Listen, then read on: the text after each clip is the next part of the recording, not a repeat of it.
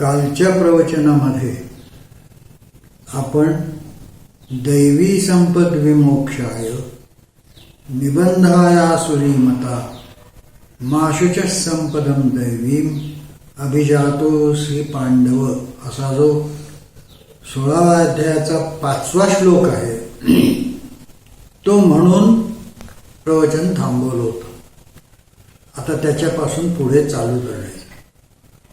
दैवी संपत्ती मोक्षदायक आहे तर आसुरी संपत्ती बंधनदायक आहे.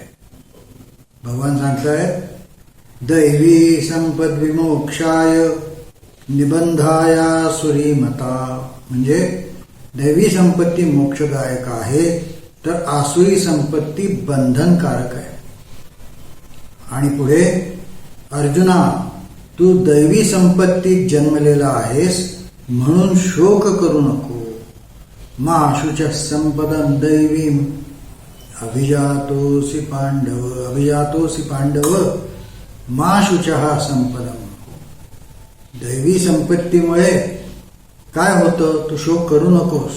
दैवी संपत्तीमुळे प्रकृतीची संस्कृती होते तर आसुरी संपत्तीमुळे प्रकृतीची विकृती होते. ह्या अध्यायात भगवंतांनी आसुरांचं विस्ताराने वर्णन केलेलं आहे आणि याचं कारण त्यांनी दिलेलं आहे.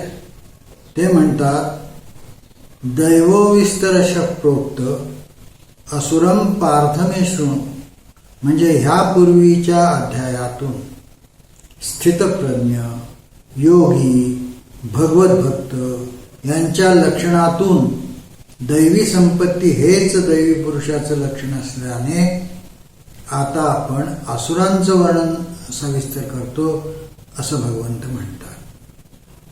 प्रश्न असा पडतो की आसुरी लोकांचं दर्शन आवश्यक आहे का हो? दैवी संपत्ती जाणावी मान्य, कारण दैवी संपत्ती जाणल्यावरती ती प्रयत्नपूर्वक संपादन करायची आणि ज्या वाटेला संपादन करायची म्हणून त्याचं वर्णन ठीक आहे, दैवी संपत्ती जाणावी. पण ज्या वाटेला जायचंच नाही ती जाणून काय उपयोग? आपण आसुरी प्रवृत्तीकडे जाणार आहोत का? भगवंत सतत सांगतायत की तिकडे जाऊ नका, दैवी संपत्तीकडे जा. तेव्हा दैवी संपत्ती आपल्याला जाणून घेणं योग्य वाटतं, पण आसुरी संपत्ती कशासाठी जाणून घ्यायची? ज्याच्या वाटेला जायचं नाही ती जाणून काय उपयोग? ह्या प्रश्नाला उत्तर देण्यापूर्वी भगवंतांनी सांगितलेली एक गोष्ट नीट ध्यानात घेतली पाहिजे. ते म्हणतात द्वौ भूत सर्गौ लोकेस्मिन् दैव आसुरमेव च, म्हणजे दैवी आणि आसुरी असे 2 विभाग ह्या लोकातच आहेत. म्हणजे प्रत्येक माणसामध्ये दैवी आणि आसुरी हे 2 गुण असतातच. कोणात दैवी भाग जास्त असतो तर कोणात राक्षसी गुणे जास्त असतात.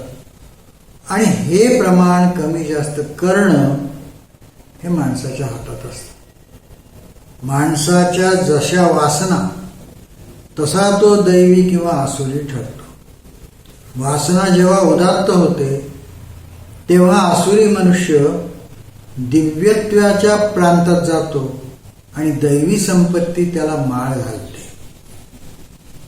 बायको माहेरी गेली असताना विषय वासनेने पछाडलेला तुलसीदास वेड्यासारखा रात्री बेरात्री सासूरवाडीला गेला. वाटेत फोफावत वाहणारी नदी तिला त्याच्यामध्ये दोरी समजून सापाला धरून, दोरी आहे असं धरून, आणि पण होता प्रत्यक्षात साप, त्या सापाला धरून वर चढून गेला याचं भानही त्याला राहिलं नाही. तो अद्भुत प्रकार पाहून त्याची बायको म्हणाली, जी वासना तुमची माझ्यासाठी जीव टाकते तीच वासना जर देवाकडे वळेल तर किती बहार होईल. झालं, इंद्रिय सुखाची वासना तुलसीदासांनी श्रीरामाच्या दर्शनाकडे वळवली आणि रामचरितमानस लिहिणारे संत तुलसीदास दैवी संपत्तीचे अधिकारी झाले. तर आपला प्रश्न होता की भगवंत आसुरी वर्णन का करतात आणि आपल्याला ते अभ्यासणं आवश्यक आहे का? मला शाळेच्या परीक्षेतला एक प्रश्न आठवतो. प्रश्न होता, फ्रेंचांच्या विरुद्ध इंग्रजांच्या विजयाची कारणे लिहा. आमच्या वर्गातल्या कुणालाही त्या प्रश्नाचं उत्तर देता आलं नाही, कारण पुस्तकात, गाईडमध्ये किंवा वर्गात अशी इंग्रजांच्या विजयाची कारणं दिलेली नव्हती. परीक्षा 6 माहीत होती. त्यामुळे सुट्टी संपल्यावर शिक्षक तपासलेल्या उत्तरपत्रिका घेऊन वर्गावर आले. पूर्वी असं असे, उत्तरपत्रिका घेऊन ते वर्गावर येत आणि त्यावर चर्चा होत असे. इतिहासाच्या तासाची आम्ही वाटच बघत होतो आणि शिक्षक आल्याबरोबर आम्ही हल्ला सुरू केला. सर, इंग्रजांच्या विजयाची कारणं पुस्तकात कुठेच नाहीत, वर्गातही ती तुम्ही शिकवलेली नाहीत, तर त्याचं उत्तर आम्ही कसं लिहिणार? सिलेबसच्या बाहेरचा तुम्ही प्रश्न टाकला. त्यावेळी त्यांनी जे सांगितलं तेच उत्तर आसुर लक्षणं का पाहायची यासाठी देता येईल. गुरुजी म्हणाले, अरे, पुस्तकात इंग्लंडच्या विजयाची कारणं दिलेली नाहीत कबूल, पण फ्रेंचांच्या पाडावाची कारणं दिलेली आहेत ना. सगळ्यांनी माना डोलावल्या, कारण फ्रेंचांच्या पाडावाची कारणं आमची अगदी तोंडपाठ होते. म्हणाले, फ्रेंचांच्या पाडावाची कारणं म्हणजेच इंग्रजांच्या विजयाची कारणं. त्याप्रमाणे आसुरी संपत्ती हाकलून देणं म्हणजेच दैवी संपत्ती घरात आणणं आहे. तेव्हा कुठले दोष टाकून द्यायचे, कुठल्या गोष्टी टाळायच्या आहेत यासाठी आसुर वर्णनही अभ्यासणं आवश्यक आहे. काय करावं आणि काय करू नये हे तारतम्य आसुरांच्याकडे नसतं. त्यांच्यामध्ये शुचिर्भूतपणा, सदाचार किंवा सत्य यापैकी काहीही नसतं.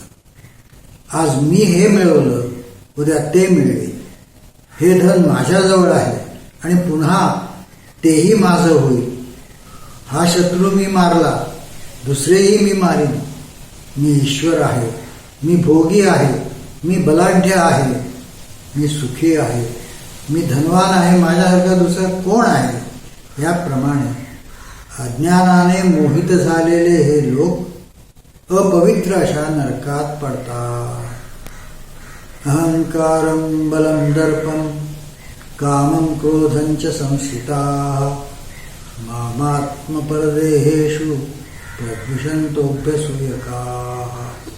म्हणजे अहंकार, बल, दर्प, काम, क्रोध यांना थारा देऊन आपल्या स्वतःच्या आणि इतरांच्या देहामध्ये स्थित अशा माझा हे आसुरी लोक द्वेष करतात.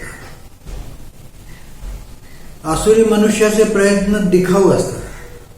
आम्हीच श्रेष्ठ आहोत, आम्हीच ज्ञानी आहोत, इतर सर्व मूर्ख आहेत असा अहंकार त्यांच्या ठिकाणी असतो. आणि अशा प्रकृतीची माणसं स्वतःच तेच खरं मानतात, स्वतः दुःख कवटाळून इतरांना दुःखी करतात. एका आसुरी प्रवृत्तीच्या माणसाला म्हणे त्याच्या पूर्व सुकृतामुळे देव प्रसन्न झाला. वास्तविक आसुरी माणसाला देव प्रसन्न होणे ही एखाद्या उमराच्या फुलासारखी गोष्ट आहे, पण त्याचं पूर्व सुकृत होतं, त्यामुळे त्याला देव प्रसन्न झाला आणि त्याला म्हणाले की एक वर देतो, हवं ते माग. पण म्हणाले एक अट आहे, जे तुला मिळेल त्याच्या दुपटीने ते तुझ्या शेजाऱ्यालाही मिळेल. त्या आसुरी प्रवृत्तीचा माणूस होता तो ताबडतोब काय म्हणाला, माझा एक डोळा घालून टाक. म्हणजे यांना कुठेही गुण किंवा चांगल्या गोष्टी दिसत नाहीत, तर सर्वत्र दोषच दिसतात.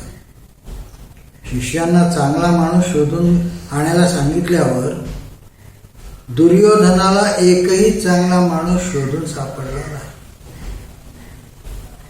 एक मात्र लक्षात ठेवलं पाहिजे की सर्वस्य जाहं हृदय सन्निविष्टो या वचनाप्रमाणे या आसुरी लोकांच्या अंतर्यामी सुद्धा परमेश्वर आहेच. कारण परमात्मा नाही अशी कुठे जागाच नाही. तेव्हा आसुरांच्या हृदयामध्ये सुद्धा परमात्मा आहेच. भगवंतांची अशा क्रूर माणसांबद्दल सुद्धा करुणा असतेच. पण 11व्या अध्यायात सांगितल्याप्रमाणे भगवंताला न्यायदानासाठी कठोर व्हावं लागतं. म्हणून मग आसुरी लोकांना वारंवार नीच योनी आणि नरकाचे धनी व्हावं लागतं. त्यामुळे त्यांची पापं नाहीशी व्हावी आणि ते निर्मळ होऊन त्यांचं कल्याण व्हावं म्हणून भगवान म्हणतात त्रिविधम नरकस्येदं द्वारं नाशनमात्मनः कामक्रोधस्तथा लोभः तस्मादेतत्त्रयं त्यजेत्. म्हणजे काम, क्रोध आणि लोभ 3 गोष्टी सांगितल्या. एतत्त्रयं त्यजेत्, 3 गोष्टी टाका असं सांगितलं. कुठल्या 3 गोष्टी? काम, क्रोध आणि लोभ. हे नुसते टाका म्हणून थांबलेले नाही. ते म्हणाले हे 3 जण नरकाची दार आहे. त्रिविधम नरकस्येदं, नरकाची दार आहे. ती मनुष्याचा नाश करणारी आहे. म्हणून या तिन्हींचा त्याग करावा. भोगाकडे वृत्तीचं असणं म्हणजे काम किंवा कामना. परत सांगतो, काम किंवा कामना म्हणजे भोगाकडे वृत्तींचं असणं. संग्रह वृत्ती म्हणजे लोभ, आपल्याकडे संग्रह करावा म्हणून जी वृत्ती असते तो म्हणजे लोभ. आणि काम आणि लोभ या दोघांच्या दरम्यान कधी बाधा आली, अडचण आली की जो येतो तो क्रोध. अशा ह्या 3 गोष्टी आहेत. कुठल्या? काम, क्रोध आणि काम, क्रोध आणि लोभ अशा ह्या 3 गोष्टी आहेत. हे तिन्ही पुढे मोहात परिणत होतात आणि मग एक प्रकारे हे फ्लडगेट्सच बनतात. संगात संजायते कामः, कामः क्रोधात, कामात क्रोधोभिजायते, क्रोधात भवति सम्मोहः, सम्मोहात् स्मृतिविभ्रमः, स्मृतिभ्रंशात् बुद्धिनाशो, बुद्धिनाशात् प्रणश्यति. कुठला श्लोक आहे हा? हा श्लोक 16व्यातला नाही आहे.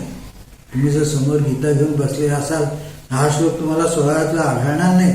पण जर पुन्हा तुम्ही आपण पूर्वी जे गीतेची प्रवचनं केलेली आहेत, ऐकलेली आहेत, त्याच्याकडे कधी मागे पानं उलटून पाहिली तर 2ऱ्या अध्यायातल्या 62व्या श्लोकामध्ये भगवंताने सांगितलेलं आहे. काय सांगितलंय? क्रोधात भवति सम्मोहः. म्हणजे एकदा क्रोध आला, क्रोध कसा येतो ते आपण मगाशी पाहिलं की लोभ आणि मोह याच्यामध्ये ज्या वेळेला अडथळा येतो त्यावेळेला क्रोध होतो. आणि मग हा क्रोध एकदा आला की ते म्हणाले काय होतं की क्रोधात भवति सम्मोह, सम्मोह होतो. सम्मोहात मध्ये स्मृतिविभ्रम होतो आणि स्मृतिभ्रंशामध्ये बुद्धिनाश होतो. अशी ही साखळी आहे. भगवान थोडक्यात सांगतात की काम, क्रोध आणि लोभ जे या आसुरी लोकांना प्रकर्षाने जाणवतात ही नरकाची दारच आहे. आणि नरकवास चुकवण्यासाठी आणि कल्याण साधण्यासाठी हे तिन्ही गुण किंवा दोष अजिबात टाकावे. आता आपण आसुरी संपत्तीचा अभ्यास करतो होतो. का तर त्या आसुरी संपत्तीचे जे विषय आहेत ते टाकले पाहिजेत म्हणून त्यातले 3 दोष ताबडतोब स्पष्टपणे सांगितले. कुठले कुठले? की काम, क्रोध आणि सम्मोह टाकावेत. कर्मविपाकाच्या सिद्धांताप्रमाणे कर्माचं फळ आता लगेच मिळेल किंवा नंतर मिळेल, पण मिळण्यातून सुटका नाही. त्यामुळे चांगल्याचं नेहमी चांगलंच होतं या भगवंताच्या वाक्यावर विश्वास ठेवावा व करता येईल तितकं चांगलं करावं, करीत राहावं.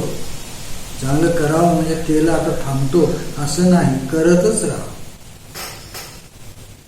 दोषयुक्त असलेलं कर्म जे आहे की जे वाईट कर्म आहे ते निदान जाणून बुजून तरी होणार नाही याची काळजी घ्या. ते होतं पण आपण प्रयत्न करायचा की ते होणार नाही. अजाणतेपणे काही घडलं तर त्याला इलाज नाही, पण तिथेही क्षमा असते असं म्हणतात. अर्थात ती क्षमा मनापासून मागायची.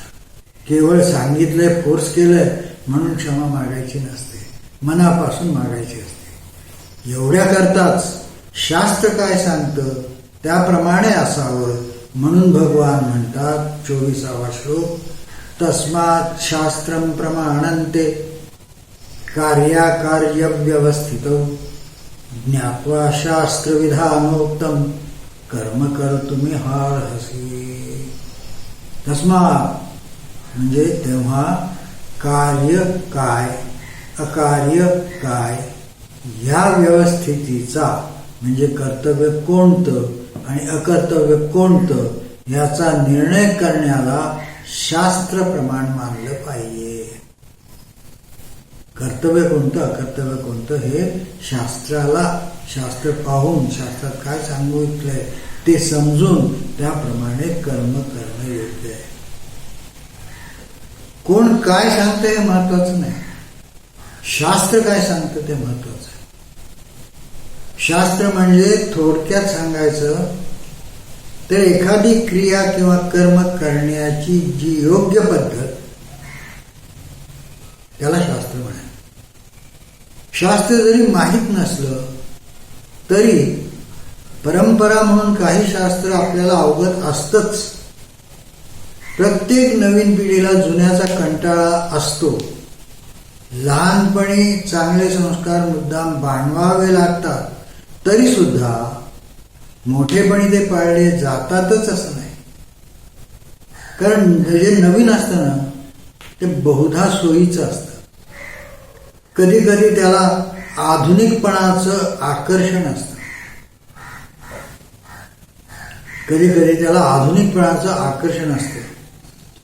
परंपरागत जेवणाचं ताट कसं वाढावं याविषयी उदासीनता असते, पण इंग्लिश कोर्सेसचं डिनर किंवा त्याची मांडणी शिकण्यासाठी गलेलठ्ठ फी द्यायची तयारी असते. नवीन मार्ग स्वीकारायला हरकत नाही, पण तपासून घेतला पाहिजे ना. आणि आज तर याची फार आवश्यकता आहे, कारण पावला पावलावर गुरु आहेत आणि मठ आहेत. गुरु बहुतया जगी करुनिया टिळा टोपीला जगास नित्य भोंदिती अशी परिस्थिती आहे. टिळा टोपीने ते जगाला भोंदूगिरी करत असतात. त्यामुळे सगळं तपासून घेतलं पाहिजे. म्हणून शास्त्र काय सांगतं हे लक्षात घेतलं पाहिजे. अर्जुना तू क्षत्रिय आहेस. शास्त्र सांगते तू क्षत्रिय आहेस. अन्यायाचा प्रतिकार करून न्याय प्रस्थापित करणं हे क्षत्रियाचं कर्तव्य आहे. हा क्षत्रिय धर्म लक्षात घेऊन तू युद्ध करावंस. शास्त्र पाहून निर्णय घ्यावे म्हणजे पार्था हे युद्ध करावे. तस्मात् शास्त्रं प्रमाणन्ते. असं ते युद्ध तुला करावे. तू कर, शास्त्रही पाळ आणि युद्धही कर. या अध्यायात भगवंतांचं सांगणं आहे की आसुरी संपत्ती दूर करून दैवी संपत्ती जवळ करावी. तसा प्रामाणिक प्रयत्न करावा. निदान प्रामाणिक प्रयत्न तर करावा. असा प्रयत्न मी करीन असा संकल्प करू आज आपण इथेच थांबूया. ओम तत्सत. इति श्रीमद् भगवद्गीतासु उपनिषत्सु ब्रह्मविद्यायां योगशास्त्रे श्रीकृष्णार्जुन संवादे दैवासुरसम्पद्विभागे योगो नाम षोडशोऽध्यायः. श्रीकृष्णार्पणमस्तु. इदं नमो